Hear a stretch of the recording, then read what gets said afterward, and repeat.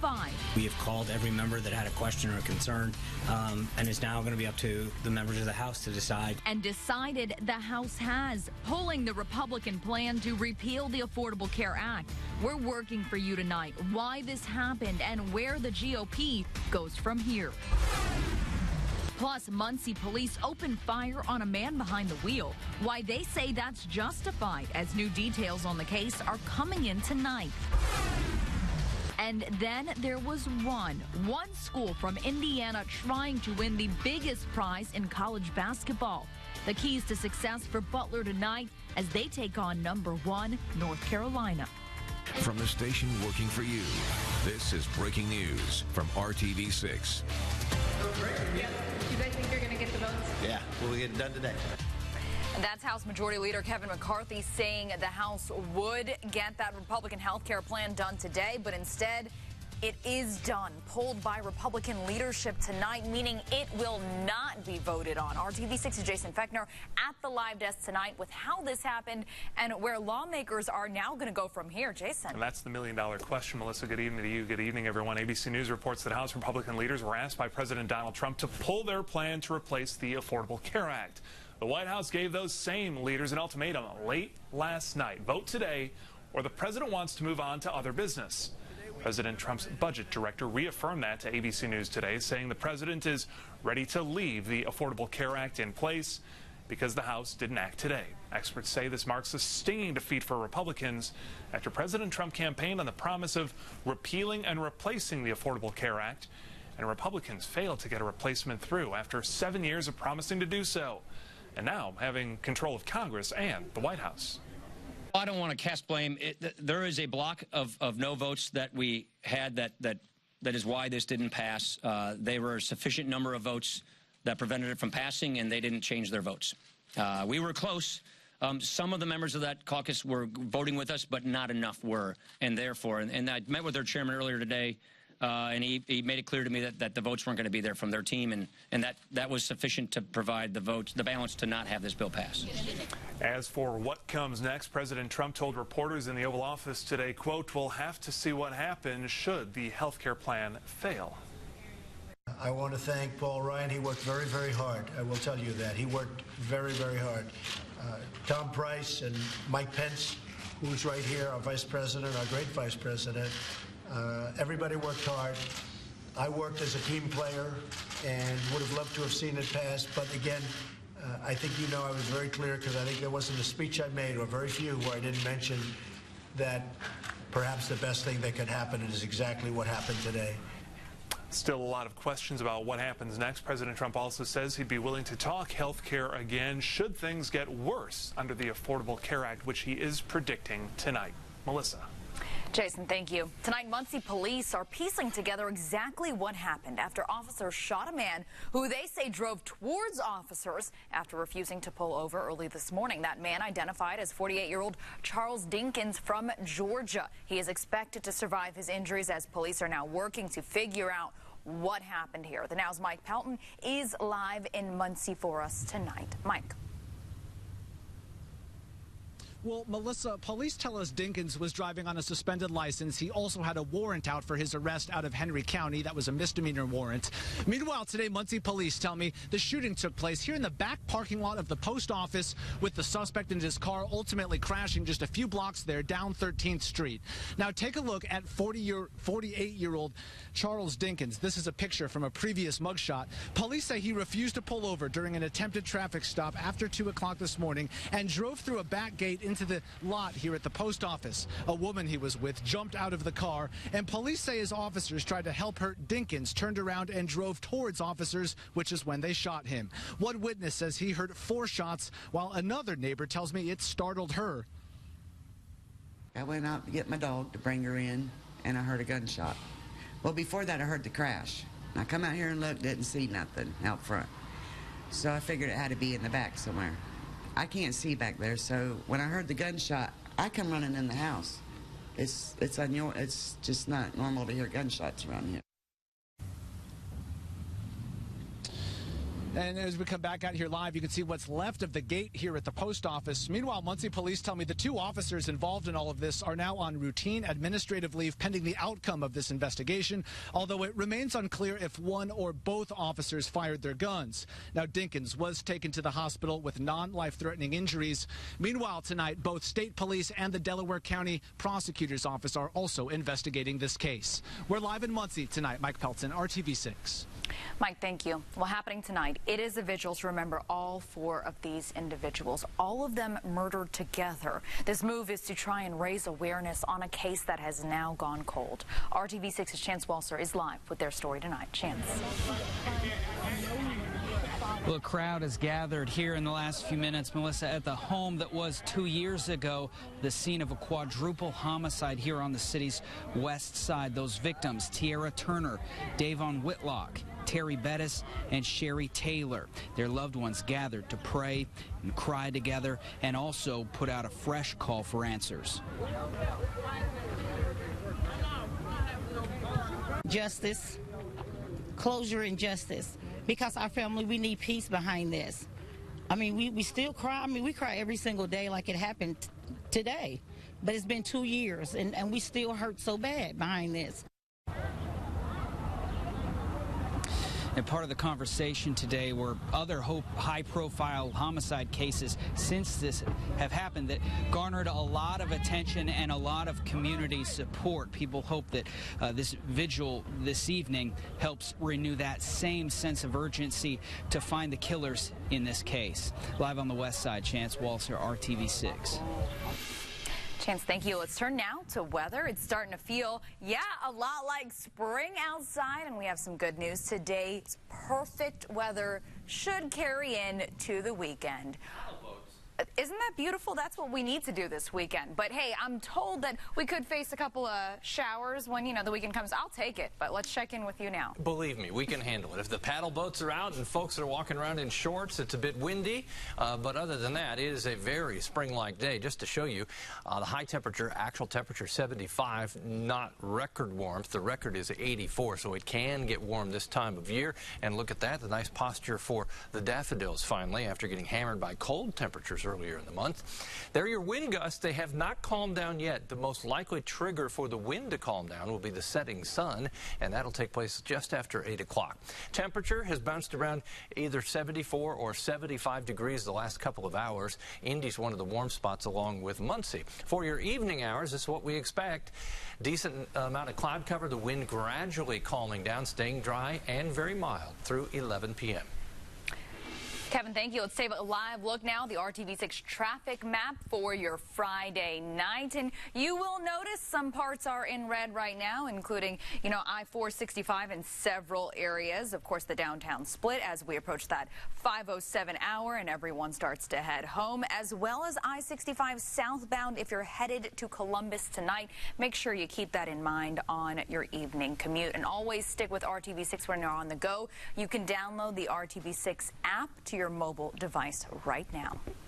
Well, happening tonight, Butler is Indiana's last hope for a spot in the Elite Eight as they are set to take on #1 seed North Carolina. Let's take a live look at Scotty's Doghouse. Sounds loud over there. It's on the Butler campus, and you can see fans getting ready for that big game. They're already starting to gather in that area, which is good because I am headed to hang out with those fans in just a couple of hours. Now, tip-off is now set for less than 2 hours from now. RTV6's Michael Grady right here with us with how Butler could come out on top. Right, Michael? Yeah, thanks a lot, Melissa. It won't be easy when you're facing #1 seed. Just as the Purdue Boilermakers, great run, but they didn't have the firepower to compete with Kansas. Could be a different story for the Bulldogs against North Carolina. Keelan Martinique can score. Andrew Shravis can do a little bit of everything. Great guard play from Keithan Savage to Tyler Lewis, and Kamar Baldwin has been one of the best freshman guards in the country. But the Tar Heels want to pound their opponents inside, and that's something the Bulldogs have to be prepared for. We're going to have to be really physical. We're going to have to be really smart in how we play because they're a tough-minded group, and they're really intentional about the way they want to play. Some teams will deviate from how they don't. They come at you in transition. They come at you through the post. They come at you on the glass, and they say, come stop us. We'll see if the Bulldogs can do just that. Will they be able to pull out a victory again? 7 o'clock is the tip-off time, 7:09 to be exact, in Memphis, Tennessee at the FedEx Forum. The winner of this game advances to the Elite Eight to face the winner between UCLA and Kentucky. That, too, should be a really good game. More on a busy night of hoops coming up next hour in sports. Michael, thank you. Vice President Mike Pence was set to catch Butler in action in Memphis tonight, but he canceled his trip today, along with another to Little Rock, Arkansas. Pence says he stayed in Washington to try to help gather support for the Republican health care plan. And tonight, the NCAA is standing by its allegations that a former Louisville basketball staffer hired women for sex parties with recruits and players. The next step in the process is the school going before an NCAA committee. No date has been set for that. Louisville denies the allegations, though, saying Coach Rick Pitino had appropriate supervision of the staffer, but investigators say Pitino failed to notice red flags and properly monitor that employee. Continuing our coverage of London tonight, investigators are releasing this picture of the man behind that deadly attack. Investigators say the 52-year-old went by several names and had previous problems with the law. Tonight, police are still trying to understand his motive for that deadly attack. But that man was shot and killed by police after his Wednesday attack. That's left 4 people dead, including a police officer. Investigators say that attacker, despite his criminal past, did not have any ties to terrorism. Now, we're told he was investigated for violent extremism more than a decade ago, but authorities ruled him as only low risk. Back here in the United States, the Republican chair of the House Intelligence Committee is the latest investigator to say President Trump's claims of a wiretapping by the Obama administration are bogus. I think I've been very clear there was no, and a matter of fact, I've been very clear on this for many, many weeks now. There was no wiretapping of Trump Tower. That didn't happen. President Trump announcing today that Charter Communications will create 20,000 new jobs in the United States. Charter also says it plans to invest $25 billion in its infrastructure over the next few years. We're told many of those jobs coming back were outsourced by Time Warner Cable. Charter finalized a deal to acquire them last May. Former Trump campaign chair Paul Manafort is now offering to go before the House committee to investigate Russian meddling in last November's election.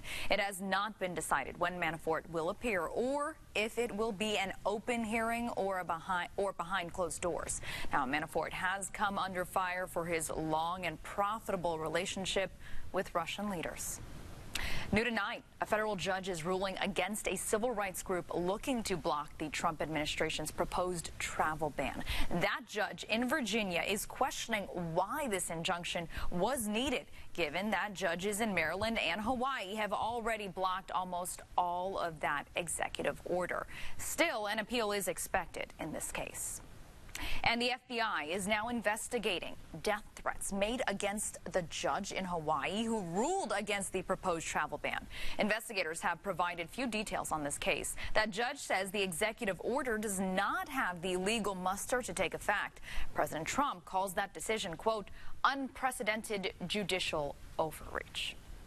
Tonight, the search for answers continues into why several teenage girls have gone missing in our nation's capital in the last few days. Investigators say almost a dozen girls, all black, are missing, and that they are among 38 people now listed missing in D.C., many of them black or Latino teenage girls. Investigators say all 38 walked away voluntarily and that 4 have been found alive, but they also say those still missing could be in real serious danger. There certainly is a disparity between when you have a missing person of color and a missing white person. If someone is classified as a runaway, they certainly don't get media attention. D.C. officials say their hands are tied here, as Amber Alerts cannot be issued for runaways and only for when a child has been abducted or is in immediate danger. There's nothing criminal about changing your look, but it can be if you're paying for it by using someone else's identity. Investigators say this woman in Florida somehow got the credit card information of someone in Illinois and used it to pay for breast implants and liposuction, among other things. That price tag, $11,000. She truly has no idea how her information ended up here in Lakeland, how it was stolen. It was a very bizarre case that we worked. That woman is on the run tonight, by the way. She is believed to be in Atlanta, Georgia. When caught, she will likely owe that money back and likely spend some time in jail. We have a recall alert for you tonight. More than 900,000 pounds of breaded chicken now being recalled. OK Foods says its foods that include patties, nuggets, and breasts could be contaminated with metal and other materials. At least 5 complaints have been filed so far, but there have been no word for any injuries there. Those foods are dated between December 19th, 2016 and this past March. Tonight, a man who almost lost his life in a huge car fire is meeting the officers who saved his life. This was the scene outside of Los Angeles back in November. Those massive flames started when that man's car was crashed in by a speeding car. 2 people were killed in this crash, but one man's life was saved when police used their car to move his car from the fire and pull him out. One of the policemen said, "I'm not going nowhere. I'm not going to let you die in this." I was just doing my job, whatever it took to get him to safety. I'm really pleased to see he's doing a lot better. Amazing recovery. And he has started rehab and must still undergo 6 additional surgeries. We wish him a speedy recovery. Caught on camera, it is quick thinking by one teenager to save a friend's life. This happened at a high school in Wisconsin. A student starts coughing violently, as you see, and giving the universal sign for choking. His friends, though, initially think he's joking around. One of them calmly walks around to the table and does the Heimlich maneuver until some food pops out.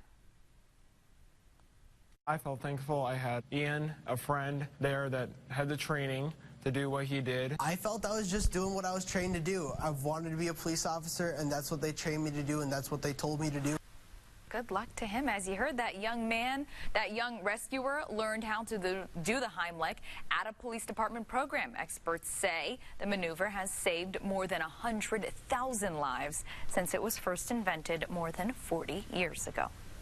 The calendar might say spring, but Mother Nature must have missed that memo out in Colorado. Blizzard-like conditions hit Colorado this morning and overnight. All of that snow closing down more than 450 miles of highways and interstates there. Wind gusts getting up to 55 miles an hour. Now, things are expected to get up into the 60s tomorrow, just in time for another big storm to come through their way. And they're all saying, hey, wait a minute, it was in the 70s there yesterday. Yeah. And then this happens. The fact that it gets back in the 60s tomorrow, hey, well, that guy shouldn't be Wait, it's in the 70s here today. Do we need to be concerned, Kevin Gregory? No, not for snow. We're going to be fine. That's probably more snow than you wanted to see right there. But the best part, if you do have something like that this time of year, it's here and gone. Yeah. Melted off quickly. 75, that's the magic number. Burn that into the back of your mind. As temperatures today, the warmest they've been since February 24th. That seems weird that we were warmer in February, but it's true. I'm being serious. 71 to 75, that's your current temperature range. The cloud cover pretty thick, but we're getting some sunshine in there, and it's windy everywhere. Kyle will talk more about the wind in a second. 72 in Newcastle and Connorsville. Temperature 71 in Crawfordsville. Indy's one of those warm spots at 75, as well as Seymour and Muncie. That is the temperature side of things. Tempering the beautiful temperatures, the strong wind. Kyle? Kevin, you have certainly needed a little more extra hairspray probably today. Check out some of these peak wind gusts, close to 40 miles per hour in Indianapolis and Shelbyville, even 35-mile-per-hour gusts for you around Bloomington and Muncie this afternoon. This evening, we'll start to see those winds tapering back a little bit, but still gusting around 25 miles per hour. So even through the overnight hours, it is going to stay breezy, but you notice those winds are out of that southerly and mild direction. And even throughout the day on Saturday, we're still going to have some breezy conditions. I don't think we'll see them gusting quite as high as they were today, but even through our Saturday afternoon, going to have a few of those gusts to around 30 miles per hour. But Kevin, hey, at least we're talking about that southerly and mild wind to keep us going into the weekend. Temperatures way above average again tomorrow. We should be right around that 70-degree mark. The only thing that holds us back in spots would be the timing of some showers and thunder showers, and the timing or the chance will increase as we go later in the day, but incredibly mild first thing in the morning, and temperatures again around 70 in the afternoon. 73 in Columbus, 72 your high temperature in Bloomington. Even where we fall short, it's still just a couple degrees shy of 70. Timing, that's still the issue, but I'd say 4 to 11 is when it becomes most likely, and there it's hit and miss through 7. Between 7 and 11, a little patch of showers and some thunderstorms. At this point, not expecting any severe storms. The greater threat for severe storms would be down to the south in portions of Kentucky, Tennessee, and the Gulf Coast states. Sunday morning, showers around, and notice the spiral of more showers into central Indiana through the day. So occasional rain, and it will be cooler on Sunday, noticeably cooler. Temperatures back into the 60s, 63. We bounce back up a bit on Monday with rain showers around. Temperatures no cooler than a 42-degree low temperature on Wednesday, consistently above average next week with many opportunities for rain. Kevin, thank you. A new entertainment venue opening soon on Indy's north side, and it's looking to fill around 200 positions. Main event on 82nd Street will be a destination for those looking to have fun. I've been in other states, and it is a lot of fun. It's going to have a bowling alley, rock wall, arcade games, laser tag, and a place to eat and drink with the family. Hiring is going on right now at the Main Event's temporary office, just a few doors down north of the venue. Now, they are looking for bartenders, servers, game attendants, and event hosts. I don't know if I can actually explain how excited we are for this opportunity. We are a Texas-based company that started in 1998 in the Dallas-Fort Worth Metroplex, and we are definitely planning on growing at a great rate. We're looking for noticeably better people, noticeably better talent. So today's job fair runs until 7 p.m. tonight, but if you miss it, the venue's temporary office is open Monday through Saturday, 10 a.m. to 7 p.m. for the next several weeks. The venue hopes to have all of its positions filled before its grand opening on April 17th. As college basketball teams look to earn a spot in the Final Four, one of Butler's rivals is actually using a container of ashes for their inspiration. The crazy story behind their big run on the hardwood. And instead of tornado sirens like those you heard being tested today and on Tuesday, many counties are looking to go digital. How that works and if you could be affected. All new at 6. You're watching RTV6 News at 5.